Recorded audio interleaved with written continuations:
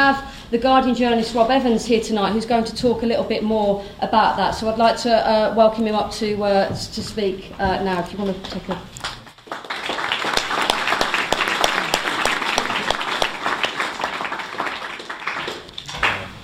Thank you very much for inviting me.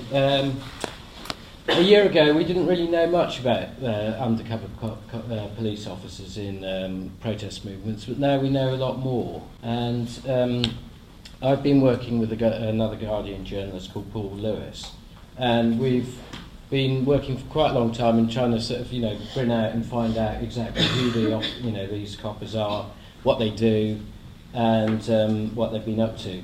And one thing I must say is that we've written a lot of articles about this, and one thing that is really of enormous help is that activists themselves who have been spied on actually come and talk to us and give us information.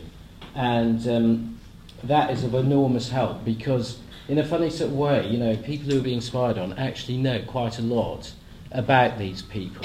And if we can piece together information, it really does show what's going on. We've found one thing that the main thing I think we've found is that we've found basically that we've identified 9 undercover officers that have been active in the protest movement in the last 3 or 4 decades. All this mainly came about because of Mark Kennedy, who I suppose most of you have heard about. Mark Kennedy was an actor, he was a police officer. He posed as an environmental activist for 7 years. That meant for 7 years he was undercover spying on environmental protest movements and other groups. And you may think that's a very long period of time. He was himself exposed by activists, and as the story unfolded, it showed a lot of things came to the fore. And one thing that came out was that he, for example, had gone along to a meeting where activists were going to occupy a power station in Nottingham, and he had recorded the meeting.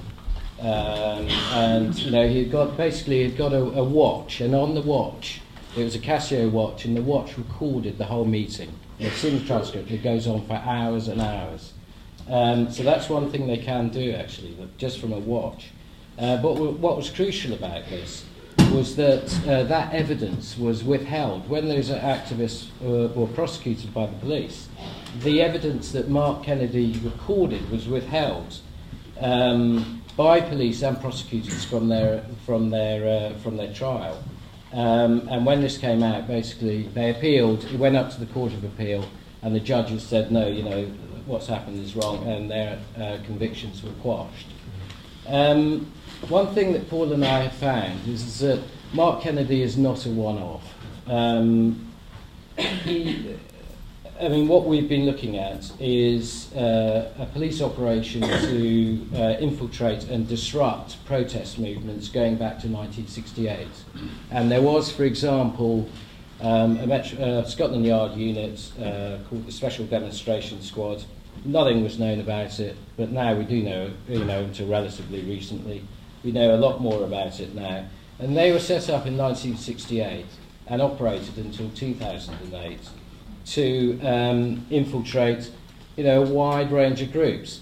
And there was another group called the National Public Order Intelligence Unit, which still runs. It was set up in 1998, and that is the unit which, is responsible for infiltrating and spying on activists.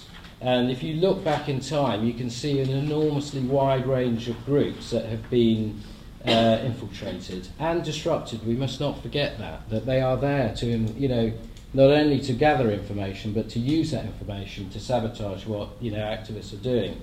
And you can see this happening in environmental groups, anti-war groups, anti-racist groups, left-wing groups, going back for a long time.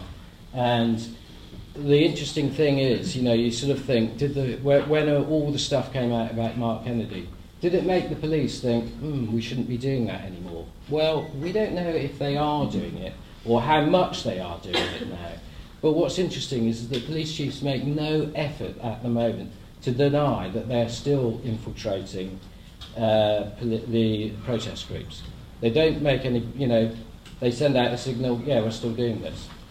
I just want to end by focusing on two particular allegations that I think that are very important in terms of what we've, what has come out so far.